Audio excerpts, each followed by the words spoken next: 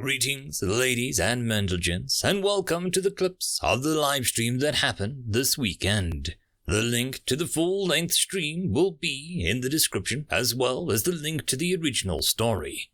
I have clipped these sections together to make the best time possible for the videos, between 10 and 15 minutes.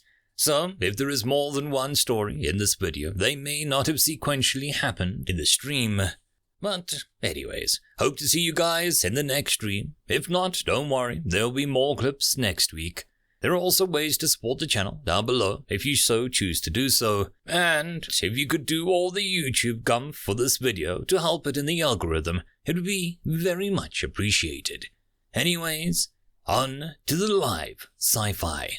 Please note that the only editing I've done to these clips has been to clip them and boost the audio for better listening. And as always, I hope that you enjoy. Okay, story number 8. Station Gamma, written by Lostfall. Milan had managed to pay Station Gamma for about 10 cycles. That was before she first heard about contact with humans, and Space Station was a Federation trading and diplomatic post.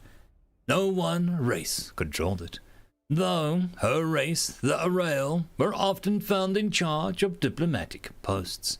Most races found them appealing and easy to talk to. She looked at the notification in front of her. The first meeting between the humans and the Federation were to occur on Gamma Station. She also had all the records of said meeting and follow-on communications. She shook her head as she thought about it.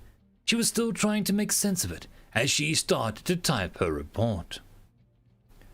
The most esteemed Federation representatives, it is with the utmost shame that I must report initial diplomatic meetings with the humans did not seem to go well. The first issue had come about almost as soon as the human party had entered the station. The Hospitality and Adaptive Learning Module Model 2000 greeted the humans. The unit usually called itself HAL 2000 and self-identified as such. The unit had been designed to be the least offensive thing imaginable. It was little more than a red circle with a white dot that moved to where it was focusing to help racers interact with it. Milan had never even considered, when making the plans, that this, beyond ensuring it knew to introduce itself and ask if it could help them. When it spoke a language, it did so in a neutral voice, as could be synthesized. She still remembers her shock when HAL 2000 contacted her. It had suggested it might have been a mistake to have to greet the human party. It had reported upon introducing itself as HAL 2000 and asking if it could help them. One of the humans, a David Bowman, had taken one look and it stopped. He then turned to the rest of his party and said, "Nope, seen this movie, and I'll be waiting on the ship if you need me." While the rest of the humans made noises that seemed to be amusement, none present felt the need to explain why it caused such discomfort for Dave at the time. The humans did not react well to the HAL 2000 unit on the station. Well, we do not understand why one human refused to enter the station. He claimed he had seen this movie. The other humans did not feel the need to elaborate. What happened next was even more puzzling. The humans were following the guiding arrows to the designated meeting room. When they saw a utility bot working down a corridor, it derailed the entire group. Suddenly, they all took off down the corridor and proceeded to take photos next to the robot. The robot was a D-84 module, but they insisted on calling it R2. The humans also have an unhealthy obsession with the utility robots. It appears that they believe all the utility robots are R2 models. They will make beeping noises at it and assail it for photos. That had seemed tame compared to what happened next. The Federation had sent a xenomorph, Chartal of the Zor, and representing them. They were also to offer a customary first contact technology gift. When the xenomorph entered the room, it immediately caused commotion with the humans. It appears humans have fiction centered around a similar appearing alien. The Xenomorph are an exoskeletal black sentient with a tail and a large head. They felt the Xenomorph bore a strong resemblance to a fictional creature. Many Xenos find the herbivore's appearance disturbing. This is primarily due to the energy-absorbing shell that they have adapted for the cool planets. The humans immediately called it an alien. Being, as we're all alien to each other, they treated it as a title. It had been terribly confusing. While none left, the human Ripley spent the whole meeting staring at it, the whole time muttering, "No way." The humans had a negative initial response to the Xenomorph representative. This appears to be because of something from their fiction. There was an extensive set of questions about facehuggers and if Xenomorph had queens or eggs. The Chartel had been selected as their race lacks a definitive shape. They were from a high-gravity planet, similar to Earth, but they evolved to lack any structure, allowing them to change shapes as needed. They lacked many other living creatures on the world that they lived on. They generally chose to look like a lump. When the Chartel representative entered the room, one human yelled, "Holy shit, they got a blob too!" None of the humans would get too close to the representative. The Chartel representative behaved in the most controlled manner, especially given the humans' insistence on calling it the blob. The humans at this point were confusing, to say the least. They seemed both shocked and amused.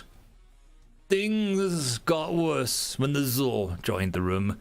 Milan still remembered with a shudder the human reaction. "Holy crap, Greys are real!" What followed next was perhaps the most disturbing series of questions. The humans accused the Zor of having visited prior. They wanted to know about human probes, cattle mutilation, the defacement of property. The Zor knew nothing of any of these accusations. The humans also appear convinced that they have had past contact with the Zor. The Zor representative has checked his databases and can find no such records. While criminal elements are possible, it is unlikely the Zor have been there. As diplomacy began, the humans seemed to not take it seriously. They kept asking about the hidden camera. How did they know? I'd been watching the entire interaction, so I could prepare this report. The Zor pointed it out, to which the humans insisted someone would pay for this. To our shock, unprompted, one of them asked, "What next? Skynet?" We have no way of knowing how he predicted our gift. We asked how he knew, and he just said, "Yeah, it seemed to fit." The humans were initially dubious of our intergalactic network, Skynet. They accepted and seemed to be in great humor. They did insist on keeping it separate from their network until comfortable. This too appeared to be a fiction, they claimed. Milan was still not sure what to make of this encounter with these strange beings. Most new species come in wide-eyed and awed. These humans had treated the entire meeting like it was a prank being pulled on them. They showed almost no fear and held back no questions. Given the post-meeting response, I recommend we run full set of tests on human mental capabilities. Their representatives explain some of their actions. They have provided footage of pre-contact video they claim was fiction. Many of these indeed date to long before our contact. The provided references are quite frankly disturbing. They seem to already be aware of galactic races in what they claim are fictional settings, though their interpretation of each race seems to lack context and accuracy. Humans self-program themselves to fear other races. Milan couldn't help but remember the human reaction to her. They called her an Asari. It was a fictional race from a human video game. What little description they gave she found to be terrible. The thought of their pink skin gave her an unpleasant shivers. She flashed a communication they got from the humans after negotiation. The humans had insisted on giving back a gift of their own. They have apparently made a cyborg using former law enforcement officers. They learned how to do this from Skynet. We have unveiled the human addition to our police corps.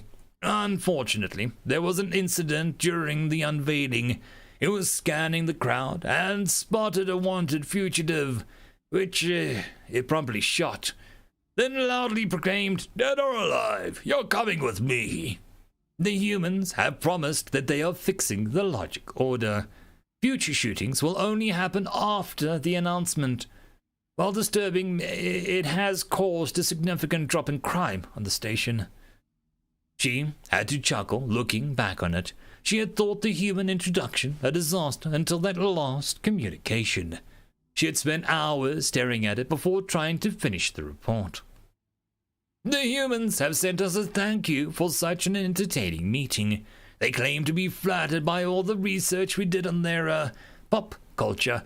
They look forward to future meetings, provided we don't ask them to wear red shirts. We don't know what the issue they have with red shirts, but they were insistent. Station Master Milan. End of story. Why are you being bashful, co-host? Just be musicking. Music. There we go. A little bit of music. So there was a nice pop culture laden episode. Mostly from the late 70s and early 80s.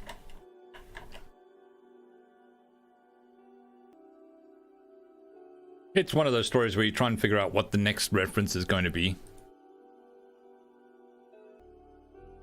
Alright, we're 8 out of 10, and we're an hour and a half in, so I think we're on schedule.